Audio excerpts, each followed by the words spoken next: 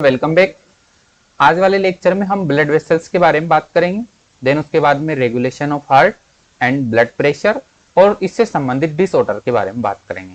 Then उसके बाद जो नेक्स्ट लेक्चर आएगा उसमें हम लिम्फेटिक सिस्टम और पोर्टल सिस्टम की बात करेंगे और चैप्टर फिनिश हो जाएगा। तो शुरू करते हैं आज का लेक्चर, ब्लड वेसल्स। देखिए, हमने हार्ट की स्टडी की। सर्कुलेटरी सिस्टम में मेनली हम दो सिस्टम पढ़ते हैं, ब्लड वेस्कुलर सिस्टम और lymphatic system. Blood vascular system के अंदर हम हार्ट की स्टडी करते हैं, ब्लड वेसल्स की स्टडी करते हैं और ब्लड की स्टडी करते हैं, जिसमें हमने स्टार्टिंग में ब्लड और हार्ट के बारे में हम कंप्लीटली बात कर चुके हैं।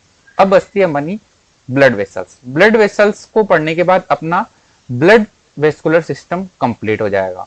देन उसके बाद नेक्स्ट लेक्चर में हम लिम्फेटिक सिस्टम के ऊपर भी बात कर लेंगे। ठीक है, तो आज का लेक्चर शुरू करते हैं blood vessels. The blood flow strictly by a fixed route through blood vessels. भाई एक फिक्स्ड रूट पे फ्लो होता है ब्लड। ये बात अभी तक आप समझ चुके होंगे कि जैसे ही हार्ट बीट करता है, हार्ट पंप करता है ब्लड को, तो ब्लड हार्ट से निकलता हुआ डिफरेंट डिफरेंट टाइप की ब्लड वेसल्स में फ्लो हो जाता है। हार्ट से एक लार्ज ब्लड वेसल्स निकलती है, जैसे कि मान लेते हैं हम, जैसे कि शुद्ध रक्त, ऑक्सीजनेटेड रक्त जो लेफ्ट वेंट्रिकल पुश करते हुए ऑक्सीजनेटेड ब्लड को आगे फ्लो करवाता है। तो सेमिलुनर वॉल जो है कि एरोटिक वॉल है, सेमिलुनर वॉल, उनको ओपन करते हुए यह ब्लड अरोटा में पहुंच जाता है और अरोटा से बहुत सारी ब्रांचेस निकलती हैं, कुछ ऊपर की तरफ जाती हैं, कुछ नीचे की तरफ आती हैं और पूरे शरीर में ब्लड को फैला दिया जाता है।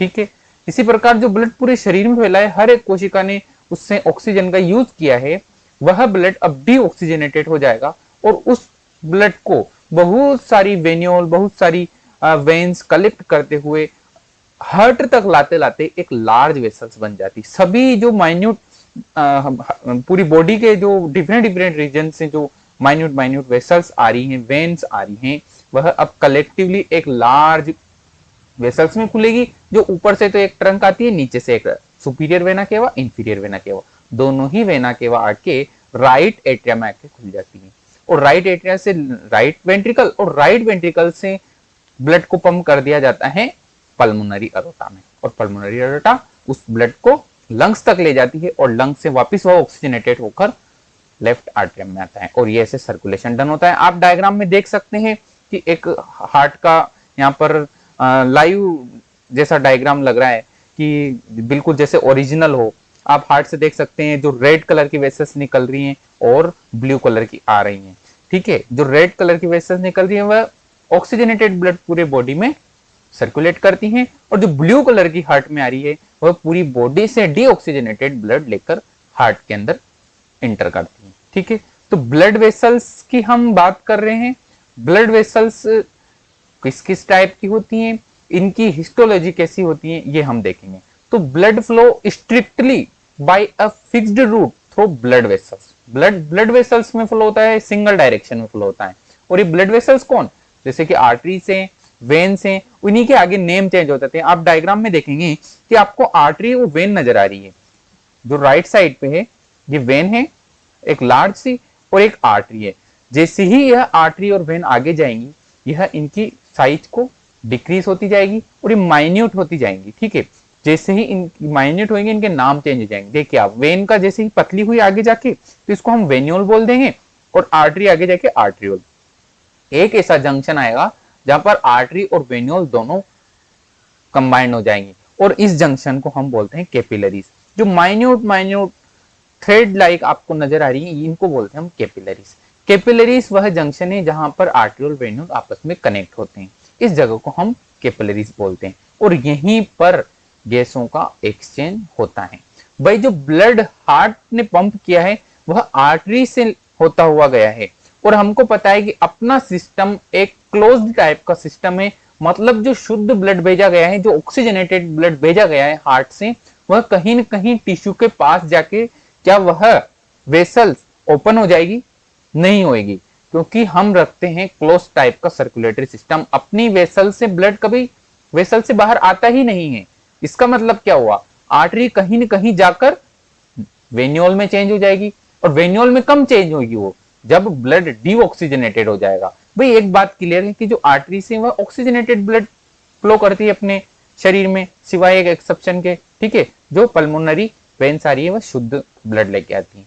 ठीक है, तो कॉमन सी बात है कि जो शुद्ध ब्लड आर्टरी लेके गई है वह कहीं ना कहीं टिश्यू के पास लेके जाएगी, और ऐसा तो नहीं है कि वो वहां से रप्चर हो जाएगी और टिश्यू में ब्लड फैला देगी, नहीं, ब्लड कभी ब्लड वेसल से बाहर नहीं आता। तो क्या होएगा कि वो जब टिश्यू के पास जाएगी तो बहुत सारी माइन्यूट माइन्यूट वेसल्स में डिवाइड हो जाएगी, और माइन्यूट माइन्यूट वेसल्स में जिनमें डिवाइड होगी उनको हम बोलेंगे कैपिलरीज। देखिए आप यहाँ पर मान के चलिए कि यह जो कैपिलरीज, ये जो आर्टरी आई है इधर से, ये किसी टिश्यू के पास जाके डिवाइड हो गई है बहुत माइन्यूट माइन्यूट वेसल्स में, जिनको हम कैपिलरीज बोल रहे हैं। बस यहीं पर इस रेड ब्लड से, या हम कह सकते हैं ऑक्सीजनेटेड ब्लड से, जो ऑक्सीजन है वह इन टिश्यू को मिल जाएगी, और टिश्यू में जो CO2 बन रही है वह CO2 वापिस इस कैपिलरीज में चली जाएगी, और जैसे ही CO2 कैपिलरीज में जाती है ब्लड डीऑक्सीजनेटेड हो जाता है, और कैपिलरीज आगे जाके वेन्यूल से ज्वाइन हो जाएगी। नाम क्यों चेंज हुआ? क्योंकि अब ब्लड डीऑक्सीजनेटेड हो चुका है। वेन्यूल, देन वेन, फिर लार्ज अरोटा, या बोल सकते हैं ट्रंक, जो जाती है सुपीरियर वेना के और इंफीरियर वेना के बाद, तो ग्रेट वेन बोलते हैं हम जिसको, वह अब इस ब्लड को हार्ट को पहुंचा देगी, और हार्ट वापस से इसको पंप करके वापस से शुद्ध करके, हार्ट पंप करेगा, ब्लड वापस लंग्स में जाएगा, वहां से शुद्ध होएगा, वहां से वापस इधर आ जाएगा। ऐसे ये सर्कुलेटरी सिस्टम अपना वर्क करता है। और डिफरेंट डिफरेंट जो मैकेनिज्म है, जैसे कि हमने खाना खाया है, ग्लूकोज मिला है, वो ब्लड में मिक्स कर दिया, कोई हार्मोन रिलीज करना है वो ब्लड में मिक्स कर दिया, कोई विटामिन रिलीज करनी वो ब्लड में मिक्स कर दिए, डिफरेंट डिफरेंट टाइप के enzymes, vitamin, hormones, excretory materials, ठीक है, गैसेस, ये सब ब्लड में मिक्स कर देते हैं, और ब्लड इनको पूरे बॉडी में फैलाता रहता है, और आवश्यकता के अनुसार टिश्यू इसका उपयोग करते रहते हैं, अपने आवश्यकता के अनुसार इसका उपयोग करते रहते हैं। उपयोग से मतलब है कि ब्लड में जो घुलनशील चीजें हैं, जैसे प्रोटीन से, विटामिन से, हार्मोन से, वो उन टिश्यू को मिलते रहते हैं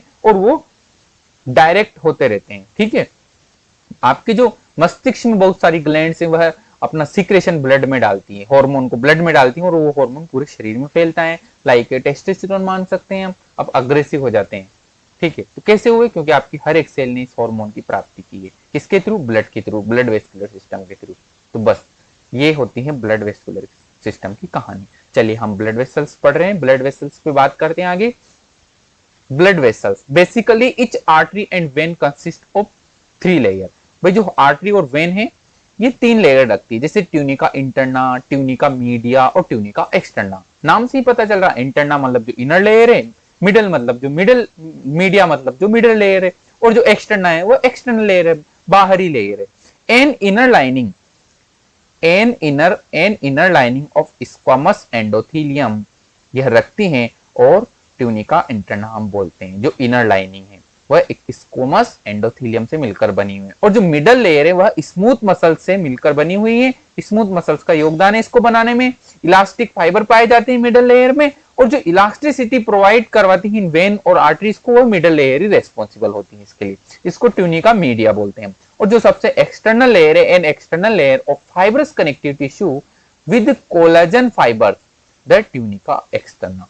ट्यूनिका एक्सटर्ना में कोलाजन फाइबर पाए जाते हैं, फाइब्रस कनेक्टिव टिश्यू की बनी होती हैं। ये जो टिश्यू वाला चैप्टर है उसमें हमको पता चलता है कि शरीर की कौन कौन सी वेसल्स में किस किस टाइप की लाइनिंग पाई जाती है। जो स्क्वामस एपिथेलियम है, क्यूबॉइडल एपिथेलियम है, हाँ, बहुत सारी एपिथेलियम है, कॉलमनर एपिथेलियम है, ठीक है, किसी जगह सीलिएटेड है। तो जो वहां एपिथेलियम वाले चैप्टर में हमें पता चलता है कि ब्लड वेसल्स में कौन सी एपिथेलियम पाई जा रही है, आपके लिम्फेटिक वेसल्स में कौन सी एपिथेलियम पाई जा रही है, आपके ट्रेकिया में कौन सी है, आपके माउथ की बक्कल कैविटी में कौन सी सेल्स की लाइनिंग है, आपके गट में कौन सी सेल्स की लाइनिंग है।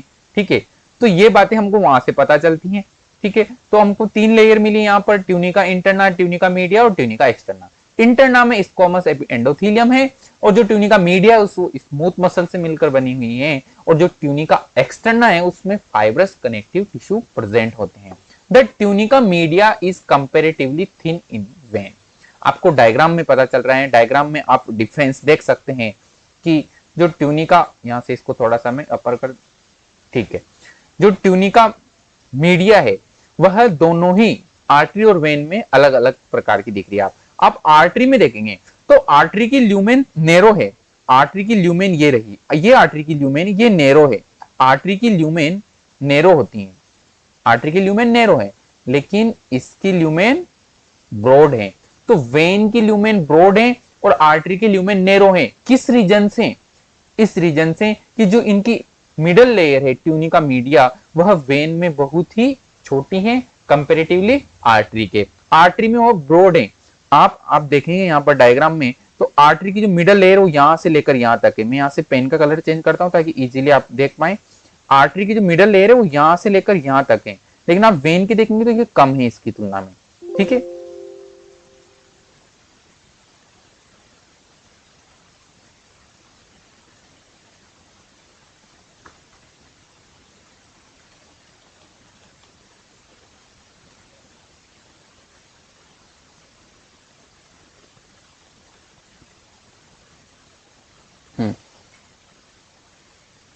आप यहां से देख सकते हैं।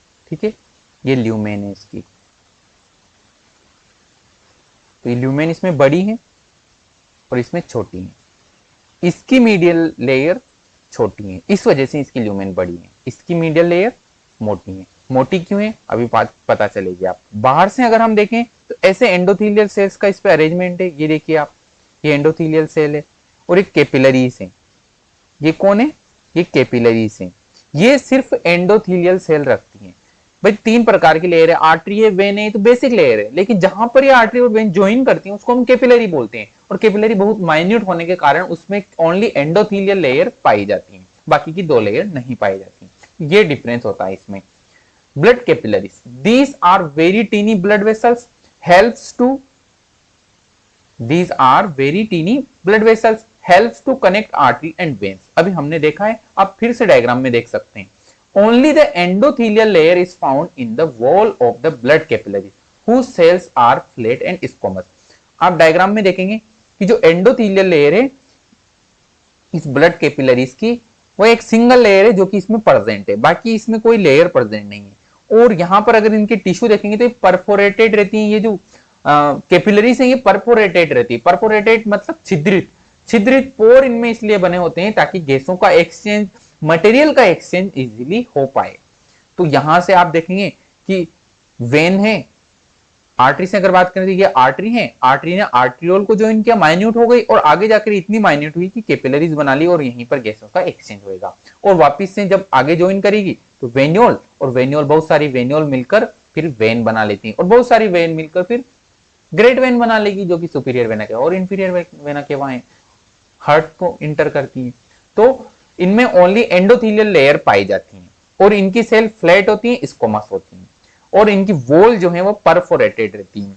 आप एक और डायग्राम देखेंगे यहाँ पर, फ्रॉम हार्ट, ये क्या आ रही है? आर्टरी आ रही है, ऑक्सीजनेटेड ब्लड लेके आ रही है और कहीं ना कहीं या टिश्यू पे जाकर कैपिलरीज में डिवाइड हो जाएंगी। ये देखिए आप कैपिलरीज, और कैपिलरीज में डिवाइड होंगी तो ये आधी तो रेड थी क्योंकि यहाँ पर ऑक्सीजन प्रेजेंट थी। अब जब ये ऑक्सीजन निकल चुकी रहेगी और इन टिश्यू, यहाँ पर जो टिश्यू प्रेजेंट रहेंगे उन टिश्यू से CO2 इसमें जा चुकी रहेगी तो यह ब्लू हो जाएगी। अब हम इसको वेन बोलेंगे और यह हार्ट में इंटर कर जाएगी। इस प्रकार इसका प्रोसेस चलता है। आगे देखें हम ब्लड वेसल्स, एनसीईआरटी का डायग्राम लिया है। आप पाएंगे यहां पर कि ये बीच में अपना 4 चेंबर हार्ट है। हार्ट का अगर प्रोसेस हम लंग्स से देखें तो लंग्स से देखिए आपको रेड कलर की वेसल चल रही है। लंग्स हमारे ब्लड को शुद्ध करने का वर्क करता है। कैसे? क्योंकि लंग्स में जो गैसेस एक्सचेंज होता है वहां पर ऑक्सीजन इस ब्लड में मिक्स हो जाती है एक तरफ वाली साइड पे। जैसे ही ऑक्सीजन ब्लड मिक्स होगी ब्लड शुद्ध हो जाएगा, कहने का अर्थ है ऑक्सीजनेटेड हो जाएगा। अब यह ऑक्सीजनेटेड ब्लड पल्मोनरी वेन के थ्रू हार्ट के लेफ्ट आर्टरिया में आएगा और लेफ्ट आर्टरिया से लेफ्ट वेंट्रिकल और लेफ्ट वेंट्रिकल से अरोटा में होता हुआ, ये देखिए आप डोर्सल अरोटा, देनी अरोटा जा रही है और अरोटा से बहुत सारी डिफरेंट रीजन्स के लिए शाखाएं निकलेगी, ब्रांचेस निकलेगी जो बॉडी के डिफरेंट रीजन में ब्लड को फैला देगी। और आप देखिए कहीं न कहीं टिश्यू के आसपास जब गैसेस एक्सचेंज होगा कैपिलरीज बन जाएगी और कैपिलरीज दोबारा वेन्योल, वेन और वेन दोबारा से हार्ट में पहुंच जाएगी।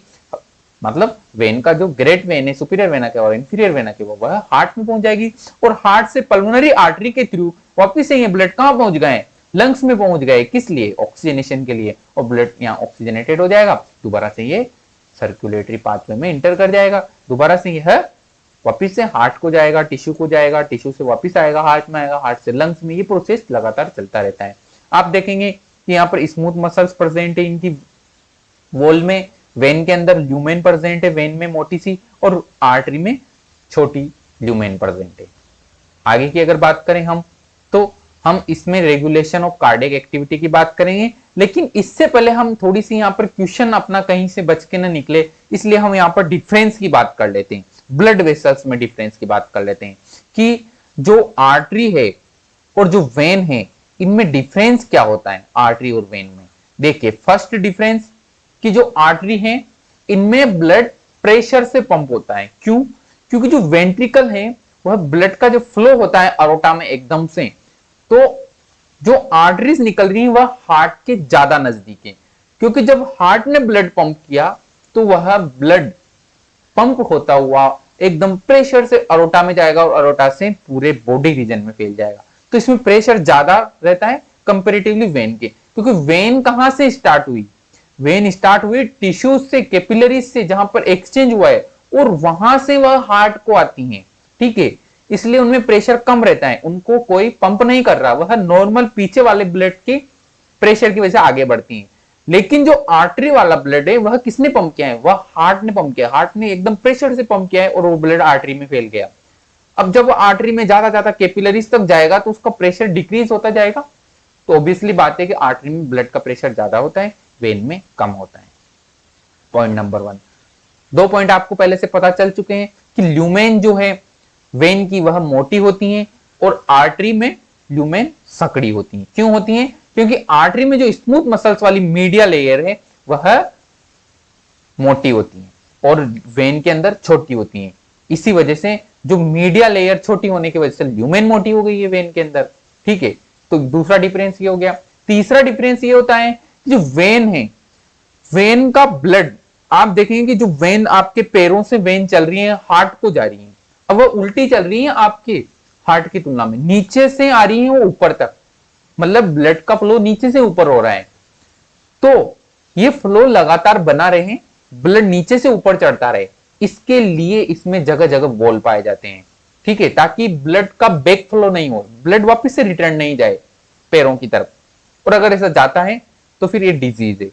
ठीक है, तो इसके लिए वॉल पाए जाते हैं वेन में, लेकिन आर्टरी में कोई वेन वॉल नहीं पाए जाते हैं। आर्टरी के ब्लड को फ्लो होने की चाहिए वो अपर रीजन में जाए आपकी बॉडी के हेड में, क्योंकि वह प्रेशर से पंप हो रहा है हार्ट के थ्रू, और वेन के ब्लड में प्रेशर नहीं होता है, इसलिए इसके बैक फ्लो को रोकने के लिए वेन के अंदर वॉल पाए जाते हैं, कपाट पाए जाते हैं। तो एक फोर्थ डिफरेंस ये हो गया। दूसरी बात, जो आप देख पाते हैं आपके हाथों या पैरों पर ब्लू कलर की, वह वेन होती है, आर्टरी कभी आपको नजर नहीं आती। तो इसका मतलब है कि जो आर्टरी है वह डीप में पाई जाती है और वेन आर्टरी के कंपैरिजन में कम डीप में या सुपीरियर ही पाई जाती है, ऐसा मान सकते हैं। आप जो देखते हैं आपकी जो इंजेक्शन लगाया जाता है वेन्स में, तो वो वेन्स में लगाया जाता है, जो जो ब्लड वेसल्स में आपकी इंजेक्शन लगाया जाता है वो वेन होती है वास्तव में। आर्टरी आपको नजर नहीं आती है, वह गर्त में पाई जाती है, वह गहराइयों में पाई जाती है। ठीक है, क्यों? वही रीजन है क्योंकि उनमें ब्लड प्रेशर ज्यादा होता है, इसलिए हम उनको बाहर नहीं रख सकते। ठीक है, अगर हम उनको बाहर रखेंगे तो वह फूल फूल के बाहर नजर आएगी आपको, इसलिए वह गर्त में रहती है। ठीक है, और वेन बाहर रहती है, एक रीजन ये हो गया। साथ ही प्रेशर की बात हो चुकी है, तो ये मुख्य मुख्य इनके डिफरेंस होते हैं कि किसमें ब्लड प्रेशर ज्यादा है, किसमें कपाट पाए जाते हैं, किसकी ल्यूमेन मोटाई ज्यादा होती है।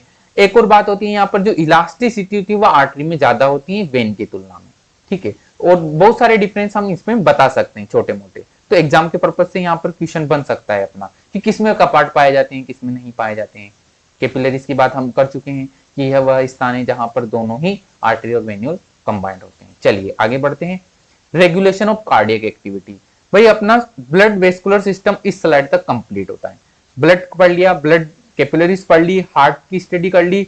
अब हम हार्ट के जो रेगुलेशन कैसे होता है, कार्डियक एक्टिविटी का रेगुलेशन कैसे होता है वो बात करेंगे। 3 तरह से होता है, ऑटो रेगुलेशन, न्यूरल रेगुलेशन और hormonal regulation. Auto regulation means normal activity of the heart are regulated intrinsically, आंतरिक रूप से auto regulated by specialized muscles.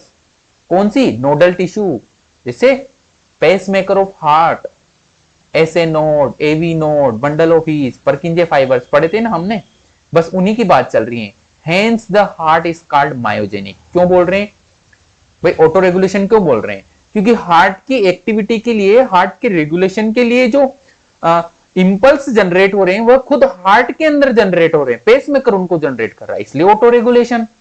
साथ ही इसको मायोजेनिक हार्ट इसलिए बोल रहे हैं क्योंकि स्पेशलाइज्ड मसल्स हैं यहां पर, वो इसको खुद को स्टिमुलेट करती हैं पंप होने के लिए, ब्लड मतलब पंपिंग की तरह वर्क करने के लिए, ठीक है, सिस्टोल और डायस्टोल के लिए, इसलिए ऑटो रेगुलेशन तो ये हो जाता है। न्यूरल रेगुलेशन की अगर हम बात करें तो special neural centre in the medulla oblongata can moderate the cardiac function through autonomic nervous system. आपके मन में एक सवाल आ रहा होगा कि क्या ये तीन तीन तरीके से कंट्रोल होता है? यस, ये खुद भी अपने आप को रेगुलेट करता है, अपना नर्वस सिस्टम भी इसको रेगुलेट करता है और हार्मोन भी इसको रेगुलेट करते हैं।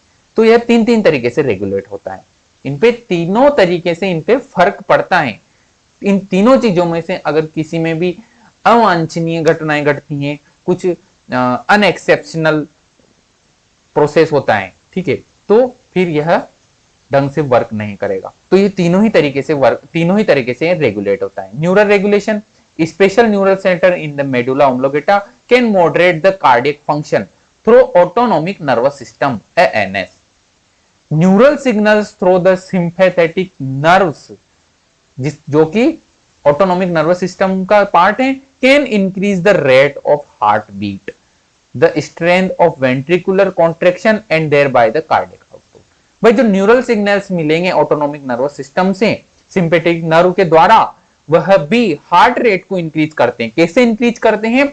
वेंट्रिकुलर कॉन्ट्रैक्शन को बढ़ाकर। भाई वो जितनी स्पीड से जितना ज्यादा कॉन्ट्रैक्शन करेगा, ब्लड का प्रेशर उतना ही अधिक होएगा, मतलब हार्ट बीट इंक्रीज हो जाएगी, हार्ट जल्दी जल्दी बीट करेगा, तो कार्डियक आउटपुट भी ज्यादा ज्यादा आएगा। कार्डियक आउटपुट क्या है? हार्ट के द्वारा पंप किया गया ब्लड जो कि बाहर निकलता है अरोटा से, वही कार्डियक आउटपुट है, ठीक है, तो ये बढ़ जाएगा। पैरासिम्पैथिक नर्व सिग्नल्स का क्या यूज है? Parasympathetic nerve signals another component of ANS, यह भी ऑटोनोमिक नर्वस सिस्टम का भाग है। Decrease the rate of heart beat, speed of conduction of action potential and thereby the cardiac output. यह cardiac output को decrease कर देता है। तो ऑटोनोम सिंपैथिक नर्व सिग्नल और पैरासिम्पैथिक नर्व सिग्नल दोनों की आप बात ध्यान रखना, ठीक है। Action potential and thereby the cardiac output, speed of conduction of action potential और कार्डियक आउटपुट यह बढ़ा देता है। चलिए, hormonal regulation, adrenal medullary hormone जो कि एड्रिनलिन और नॉरएड्रिनलिन या बोल सकते हैं इपिनेफ्रिन और norepinephrine can also increase the cardiac output, यह भी कार्डियक आउटपुट इंक्रीज कर सकते हैं।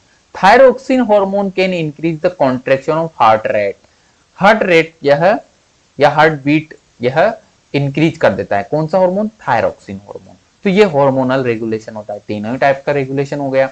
चलिए नेक्स्ट देखते हैं, ब्लड प्रेशर की बात करते हैं। ब्लड प्रेशर क्या होता है? भाई कोई नली है, अपने शरीर में बहुत सारी नलियां हैं जिनको हम ब्लड वेसल्स बोल रहे हैं, और ब्लड वेसल्स में क्या फ्लो हो रहा है? ब्लड क्या नॉर्मल फ्लो हो रहा है या प्रेशर से फ्लो हो रहा है? प्रेशर से फ्लो हो रहा है। क्यों? क्योंकि पीछे से इनको हार्ट पंप करके आगे भेज रहा है। तो जब ये प्रेशर से फ्लो होएगा तो ये इन कैपिलरीज की वॉल पर प्रेशर इंक्रीज करेगा, दबाव बढ़ेगा।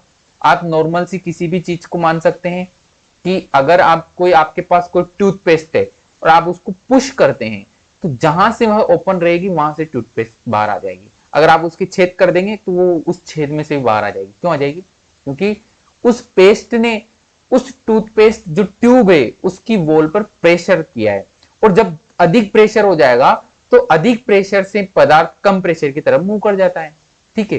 तो ठीक यही होता है कि blood flow into closed blood vessels. भाई ब्लड क्लोज्ड ब्लड वेसल्स में फ्लो हो रहा है, ब्लड को बाहर निकलने के लिए कहीं जगह नहीं मिल रही है, so it create pressure on the wall. Blood vessels की वॉल पर ये प्रेशर इंक्रीज करता है, बस इसी को हम ब्लड प्रेशर बोलते हैं। ब्लड के द्वारा लगाया गया, ब्लड के द्वारा ब्लड वेसल्स की वॉल पर लगाया गया pressure blood pressure. BP have two limits, higher and lower. हम जो हायर एंड लोअर लिमिट्स नापते हैं बीपी की, वह क्या है उसको आप ध्यान से समझिए। मैं इसको यहां से क्लीन करता हूं।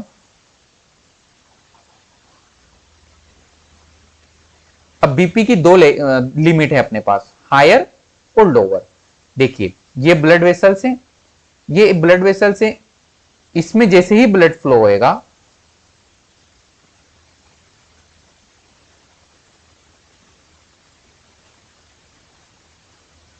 ये मैंने एक ब्लड वेसल्स बनाई और इसको आप मान सकते हैं ये एक आर्टरी है, ठीक है, आर्टरी है, ठीक है। हार्ट ने जैसे ही ब्लड पंप किया और वह इस क्लोज सर्कुलेटरी सिस्टम की किसी ब्लड वेसल्स में फ्लो हुआ, ठीक है, ये ब्लड फ्लो हो रहा है यहां पर। अब जब ब्लड फ्लो होएगा तो जैसे ही हार्ट सिस्टोल करेगा, सिस्टोल का मतलब संकुचन, उसके चेंबर में संकुचन हुआ, मतलब उसकी वेंट्रिकल में संकुचन हुआ। संकुचन होने से मतलब है कि उसकी वॉल कंप्रेस हुई, मतलब उसके अंदर भरा हुआ ब्लड फ्लो होएगा स्पीडली प्रेशर के साथ अरोटा में और देन ब्लड वेसल्स में, आर्टरीज में। तो यहां पर एक एक्सपांड आएगा। ये जो आपको हल्का सा इस ब्लड वेसल्स में चौड़ाई ब्रॉडनेस नजर आ रही है, भाई ये ब्रॉड होएगी फिर नैरो होएगी, ब्रॉड होएगी फिर नैरो होएगी। क्यों ब्रॉड क्यों होएगी? क्योंकि जो सिस्टोल हुआ है उस सिस्टोल ने इतना प्रेशर डाला है इस ब्लड वेसल्स पे कि इसकी इलास्टिसिटी की वजह से इसमें थोड़ा सा इसका डायमीटर बढ़ जाएगा, ये थोड़ी सी ब्रॉड हो जाएगी। और ब्रॉड होने के बाद आप देखेंगे कि ये वापस नैरो हो रही। क्यों हो रही है? कि सिस्टोल के बाद डायस्टोल आता है, एकदम से शीतलन आएगा, मतलब ब्लड प्रेशर में डिक्रीज होएगा। वही ब्लड प्रेशर के साथ आगे भेजा, वापस ब्लड उसके चेंबर में शीतलन आया, फिर संकुचन आया, फिर शीतलन आया, फिर संकुचन आया, फिर शीतलन आया। ब्लड को पुश कर करके आगे धकेला जा रहा है। एक बार पुश किया फिर थोड़ी सी डील दी, फिर पुश किया फिर थोड़ी सी डील दी।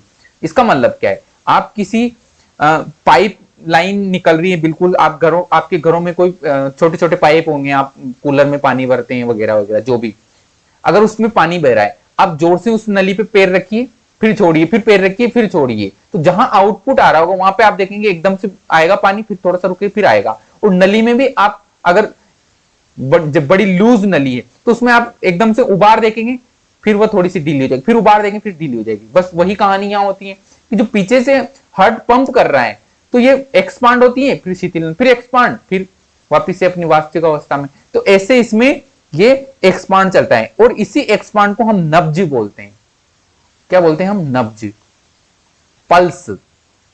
जो पल्स बोलते हैं हम, ये पल्स यही है, पल्स इसी को बोलते हैं। जो नाड़ी हम नापते हैं इसी को बोलते हैं। आप जो नाड़ी देखते हैं, कोई डॉक्टर या कोई आयुर्वेदिक डॉक्टर हम बोल सकते हैं, ठीक है, अगर वो नाड़ी देखता है आपके हाथ में तो वो इसी पल्स को देखता है कि जो आपकी नाड़ी में जो एक्सपांडेशन आ रही है वो आ रही है कि नहीं आ रही है। अगर वह आ रही है तो आपकी नाड़ी, आप खुद भी फील करेंगे तो आपको ऐसा लगेगा जैसे आपकी नली आपके अंगूठों को धकेल रही है, ठीक है, वो ऊपर की तरफ धकेल रही है। तो आपको ऐसा लगेगा कि कोई न कोई सब पदार्थ है जो पुश कर रहा है। इसका मतलब क्या है? आपका हार्ट सही वर्क कर रहा है, क्योंकि वही तो पुश कर रहा है ब्लड को, और कोई थोड़ी पुश कर रहा है। अगर वह पुश कर रहा है इसका मतलब उसमें सिस्टोल हो रहा है, और अगर ये पुशिंग सही अंतराल में हो रही है इसका मतलब आपका हार्ट सही से काम कर रहा है, ठीक है। एक लिमिटेड टाइम पीरियड के अंदर अगर ये वर्क डन हो रहा है इसका मतलब आपका हार्ट स्वस्थ है, आपकी नब्ज सही चल रही है, आपका जो सिस्टोल और डायस्टोल हो रहा है ब्लड वेसल हार्ट के अंदर वह सही हो रहा है। उसके वजह से जो सिस्टोल और डायस्टोल अगर सही हो रहा है उसकी वजह से आपके हाथ में नब्ज सही चल रही है। और आप जो ये एक्सपांडेशन है इस वैल्यू को आप बोलिए सिस्टोल, ये सिस्टोल है। और इसके बाद जो दोनों सिस्टोल के बीच में जो गैप है वह डायस्टोल है, ठीक है। तो जो हम सिस्टोलिक वैल्यू नापते हैं वो अधिक नापते हैं। सिस्टोलिक वैल्यू, सिस्टोलिक प्रेशर अधिक आता है क्योंकि इसने ब्लड वेसल को एक्सपांड कर दिया। अधिक क्यों आता है? सिस्टोलिक प्रेशर अधिक क्यों आता है? क्योंकि हार्ट ने ब्लड को एकदम से प्रेस करके आगे भेजा है। सिस्टोलिक प्रेशर अधिक, शीतलन हो गया है, इसका मतलब प्रेशर का डिक्रीज हो गया है, इसका मतलब डायस्टोलिक प्रेशर कम आएगा, ठीक है। तो सिस्टोलिक प्रेशर एक स्वस्थ मानव का, एक स्वस्थ इंसान का 120 mmHg होता है और डायस्टोलिक प्रेशर एक 80 mmHg होता है। तो हम इसको ऐसे रिप्रेजेंट करते हैं, हेल्दी ह्यूमन का बीपी जो हम रिप्रेजेंट करते हैं वो ऐसे 120/80 mmHg, ठीक है। Hg क्या है? पारा है। तो blood pressure is measured by sphygmomanometer. आप डायग्राम में यहाँ पर, ये इमेज में आप यहाँ पर देख सकते हैं, ये वाला, इसको मिटा देता हूं मैं तो आपको इसको क्लियर, वैसे तो आपने देख रखा होगा, आप सभी कभी न कभी एक बार तो डॉक्टर के पास गए होंगे या फैमिली में कोई डॉक्टर आए होगा तो ब्लड प्रेशर नापते हुए आपने जरूर देखा होगा। और डिफरेंट डिफरेंट टाइप के अब स्फिग्मोमेनोमीटर आ चुके हैं, इलेक्ट्रॉनिक हैं, पुश वाला है, मीटर वाला है, बहुत सारे टाइप के रहते हैं। इनसे ब्लड का प्रेशर मापा जाता है। अब फैक्टर अफेक्टिंग बीपी, बीपी को कौन कौन से फैक्टर अफेक्ट करते हैं? भाई बीपी जो ब्लड प्रेशर डिक्रीज होता है, इंक्रीज होता रहता है लोगों का, वो क्यों होता है वो हम बात करेंगे। भाई एक तो एज ही होती है, एज भी बहुत इसमें रोल है एज का। जैसे ही एज बढ़ती है, ह्यूमन ओल्ड एज की तरफ मूव करता है, तो उसका ब्लड प्रेशर बढ़ना लग जाता है। जरूरी नहीं बढ़े, घटने भी लग जाता है किसी न किसी फैक्टर की वजह से, लेकिन एज जो है, एज का प्रभाव तो बढ़ने के ऊपर रहता है, क्योंकि जो उनकी ब्लड वेसल्स होती हैं, जो सीनियर सिटीजन्स होते हैं, उनकी जो ब्लड वेसल्स होती हैं, वो थोड़ी अपनी इलास्टिसिटी, अपना जो स्पेशल फीचर होता है इलास्टिसिटी, वो थोड़ी सी कम हो जाती है उसकी, उसमें थोड़ी सी हार्डनेस आना शुरू हो जाती है। तो एज की वजह से बीपी इंक्रीज होता है। ओबेसिटी, मोटापा, मोटापे की वजह से भी बीपी इंक्रीज होता है। मोटापे की, अगर कोई मोटे लोग होते हैं तो उनमें बीपी इंक्रीज हो जाता है, उनका जो ब्लड है वो जल्दी जल्दी वर्क करता है, उनमें हार्ट बीट ज्यादा रहती है, तो उनका मोटापे से बीपी इंक्रीज होता है। स्मोकिंग की वजह से भी जो गैसों का एक्सचेंज है कुपिकाओं में ढंग से नहीं हो पाता है, इसलिए हार्ट जल्दी जल्दी वर्क करता है और शुद्ध शुद्ध रक्त टिश्यू को पहुंचाने की कोशिश करता है, इसलिए यहां पर भी बीपी इंक्रीज हो जाता है। एक्सरसाइज आप करते हैं तो नॉर्मल से आपको पता है कि जो आपकी टिश्यू को ज्यादा एनर्जी की जरूरत होगी, ज्यादा ऑक्सीजन की जरूरत रहेगी, आपका हार्ट जल्दी जल्दी वर्क करेगा, मतलब आपका ब्लड प्रेशर इंक्रीज हो जाएगा। एक्सरसाइज। सेक्स, अगर हम बात करें मेल और फीमेल की, तो मेल के अंदर फीमेल के कंपैरिजन में थोड़ा सा ब्लड प्रेशर अधिक बढ़ता है, ठीक है, क्योंकि वो थोड़े से अग्रेसिव नेचर के भी होते हैं और उनका ब्लड प्रेशर थोड़ा सा ज्यादा रहता है फीमेल की तुलना में। तो सेक्स का भी यहाँ पर फर्क पड़ता है कि वो मेल है कि वो फीमेल है। बॉडी पोस्चर आपका कैसा है, अगर आप लेटे हुए हैं तो ब्लड प्रेशर आपका लो रहेगा कंपैरिजन टू आप खड़े हुए हैं, ठीक है। ब्लड वेसल्स भी यहाँ पर, भाई आपकी ब्लड वेसल्स अच्छी है कि नहीं, उनमें इलास्टिसिटी है कि नहीं है, क्या उसमें किसी चीज का डिपोजिशन तो नहीं हो गया, तो यह भी ब्लड प्रेशर को अफेक्ट करती है। विस्कोसिटी ऑफ ब्लड, भाई शांता, विस्कोसिटी क्या होती है, किसी भी फ्लूइड के बहने का गुण, ठीक है, किसी भी फ्लूइड के बहने का गुण, विस्कोसिटी, श्यानता हिंदी में इसको बोलते हैं, कि वह कितना बहता है। आप तेल को डोलिए, एक गिलास तेल को, वह कितना आगे बढ़ेगा आपके फर्श पर। आप एक गिलास पानी को डोलिए, वो कितना तेजी से आपके फर्श पर फैलता है, और आप चाशनी को डोलिए, वो कितना तेजी से आपके फर्श पर फैलता है। इसको बोलते हैं विस्कोसिटी, फैलने का गुण। पतलापन ऐसे बोल सकते हैं, गाढ़ापन या पतलापन ऐसे बोल सकते हैं। तो आपका ब्लड जो है कितना गाढ़ा है कितना पतला है, इसके ऊपर भी आपका ब्लड प्रेशर डिपेंड करता है। अगर आपका ब्लड गाढ़ा है तो आपका ब्लड प्रेशर ज्यादा रहेगा, ठीक है, क्योंकि वह बहने में परेशानी करेगा, और परेशानी करने की वजह से हार्ट उसको जबरदस्ती आगे आगे जल्दी जल्दी भेजता रहेगा और हार्ट बीट ज्यादा हो जाएगी, ज्यादा होने से ब्लड प्रेशर इंक्रीज हो जाएगा। तो ये रीजन होते हैं। इमोशंस, आप डरे हुए हैं, आप भयभीत हैं, आप अचानक से डर गए, आप सपने, डरावना सपना देख के आप एकदम से उठे, तो आपका ब्लड प्रेशर थोड़ा सा इंक्रीज मिलेगा, तो इससे बढ़ सकता है। कार्डियक आउटपुट, आपका हार्ट सही से तो वर्क कर रहा है ना, कार्डियक आउटपुट जो आपका 70 ml कार्डियक आउटपुट है, क्या वह दे पा रहा है कि नहीं दे पा रहा है, उसके जो सिस्टोल और डायस्टोल वह सही तो हो रहे हैं ना, तो कार्डियक आउटपुट भी आपके बीपी को अफेक्ट करता है। तो ये बहुत सारे रीजन है यहाँ पर, इनसे एग्जाम में क्वेश्चन पूछा जा सकता है। तो ये बात हो गई बीपी की, ठीक है। अब हम बात करते हैं डिसऑर्डर की, कि अपना जो सर्कुलेटरी सिस्टम है, ब्लड वेस्कुलर सिस्टम, इससे रिलेटेड क्या क्या डिसऑर्डर हो सकते हैं अपने अंदर। बहुत सारे तो बीपी से रिलेटेड रहते हैं, बहुत सारे दूसरे भी हैं जो हार्ट में, जैसे हार्ट फेलियर है, खुद हार्ट में प्रॉब्लम की वजह से भी हो सकते हैं। एक तो हाई ब्लड प्रेशर, एक low blood pressure. High blood pressure मतलब जो लिमिट है स्वस्थ व्यक्ति की 120 से 80, अगर उससे इंक्रीज हो जाए 140 से 90 हो जाए, जो अपर लिमिट है वह 120 से 140 हो जाए, और जो लोअर लिमिट है 80 वह 90 हो जाए, इसको अपन हाइपरटेंशन बोलते हैं, ब्लड प्रेशर इंक्रीज हो जाता है। इसी का उल्टा अगर हम हाइपोटेंशन बोलते हैं, ब्लड प्रेशर डिक्रीज, जो 120 आपकी लिमिट है वह 110 रह जाए या 100 रह जाए, और जो 80 लोअर लिमिट है वह 80 से 70 या 60 हो जाए, तो इसको अपन हाइपोटेंशन बोलते हैं, इसमें बीपी लो हो जाता है। ये दो यूनिट है। और अगर हम बात करें तो अगर ये हाई ब्लड प्रेशर अगर रहेगा किसी व्यक्ति के अंदर, तो ये दूसरे ऑर्गन को भी प्रभावित करता है, जैसे ब्रेन, किडनी, इनमें भी दिक्कत आ सकती है, क्योंकि जब ब्लड ज्यादा, भाई किडनी को एक लिमिटेड ब्लड प्रेशर चाहिए, उसी में वह ढंग से वर्क करेगी। अब आपका ब्लड प्रेशर डिक्रीज हो गया है या फिर आपका ब्लड प्रेशर इंक्रीज हो गया है, जब इंक्रीज हो जाएगा आपका ब्लड प्रेशर ज्यादा ही, तो किडनी से ज्यादा ब्लड निकलेगा तो वो ढंग से वर्क नहीं कर पाएगी, वो छान नहीं पाएगी अशुद्धियों को। तो ज्यादा ब्लड प्रेशर दूसरे ऑर्गन को भी प्रभावित करता है। एक आता है, एक तो ये हो गया ब्लड प्रेशर वाली बात हो गई, ठीक है। दूसरा आता है coronary artery disease, CAD, often refer to as atherosclerosis भी बोलते हैं इसको, affects the vessels that supply blood to the heart. क्या होता है? हार्ट मसल्स, ठीक है। क्या होता है इसमें? It caused by deposit of calcium, fat, cholesterol and fibrous tissue. अगर इन ब्लड वेसल्स में आपकी कैल्शियम का डिपोजिशन ज्यादा हो गए हैं, आपकी कोलेस्ट्रॉल का डिपोजिशन हो रहा है, फाइब्रस कनेक्टिव टिश्यू का हो रहा है, तो फिर यह आपकी ल्यूमेन में नेरोनेस या बोल सकते हैं संकड़ापन ला देता है। और अब आपकी जब किसी पदार्थ का आपकी पाइपलाइन में डिपोजिशन हो गया तो ऑब्वियसली उसकी ल्यूमेन सकड़ी हो जाएगी, ल्यूमेन, और ल्यूमेन के सकड़ी होने की वजह से ब्लड को वहां पर जगह नहीं मिलेगी फ्लो होने के लिए। तो आप अगर प्रेशर तो आपका हार्ट तो सही काम कर रहा है और आपकी ल्यूमेन में जगह नहीं है, इसका मतलब क्या? आपको बीपी इंक्रीज हो जाएगा, आपको अटैक आने के चांसेस रहते हैं, ठीक है। तो ये एक डिजीज हो गया। और अगर एंजाइना एक डिजीज है, इस पे भी क्वेश्चन बनते हैं एग्जाम में, पूछे भी गए हैं और आगे भी पूछे जा सकते हैं। It is also called angina pectoris, a symptom of acute chest pain appears when no enough oxygen is reaching the heart muscles। अगर हार्ट मसल्स को इनफ ऑक्सीजन नहीं पहुंचेगी हार्ट की मसल्स को, तो वह वर्क कैसे करेगी? तो आपको पेन होएगा वहां पर, ठीक है। Angina can occur in main and women, दोनों में हो सकता है, ऑफ एनी एज, किसी भी एज में हो सकता है, बट जो एडल्ट होते हैं उनमें ज्यादा देखने को मिलता है, but is more common among the middle age and elderly. जो 30 से 45 साल के व्यक्ति हैं उनमें ज्यादा देखने को मिलता है। It occurs due to condition that affect the blood flow, blood flow को ये अफेक्ट होती है इसी कंडीशन में। एक होता है हार्ट फेलियर, ठीक है। एक क्या होता है? Heart failure. हार्ट फेलियर में क्या होता है? It means the state of heart when is not pumping blood effectively.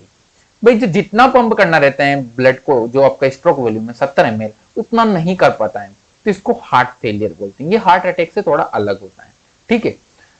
तो इसका हार्ट फेलियर में क्या हुआ कि हार्ट सही से वर्क नहीं कर रहा है, ढंग से वर्क नहीं कर रहा है, इनफ ब्लड फ्लो नहीं कर रहा है जितना कि टिश्यू को चाहिए, जितना कि इनकी मसल्स को चाहिए। It is sometimes called conjunctive heart failure because conjunction of the lungs is one of the main symptom of this disease. ये लंग्स को भी प्रभावित करता है, इसके सिम्टम है लंग्स का खराब होना भी, ठीक है। तो ये बात हो गई डिजीज की। तो इस लेक्चर में हमने 4 टॉपिक कंप्लीट किए अपने। एक तो हमने देखी ब्लड वेसल्स के बारे में बात की, हार्ट के रेगुलेशन के बारे में बात की, देन उसके बाद हमने बात की ब्लड प्रेशर की और उसको अफेक्ट करने वाले कारक की, फैक्टर्स की, डिसऑर्डर की बात हम कर चुके हैं। तो ये कंप्लीटली चैप्टर अपना ऑलमोस्ट खत्म होता है, ठीक है। तो आज के लेक्चर में इतना ही। नेक्स्ट लेक्चर में हम बात करेंगे लिम्फेटिक सिस्टम की और पोर्टल सिस्टम की। तब तक के लिए आप जितना आपको पढ़ा दिया है उसका आप रिवीजन कीजिए, उसकी क्वेश्चन सोल्व कीजिए। हम जल्द ही इस पे प्रीवियस ईयर्स में पूछे गए क्वेश्चंस के ऊपर भी लेक्चर शूट करेंगे आपके लिए, ठीक है। तो स्वस्थ रहिए, कोरोना से बचते रहिए।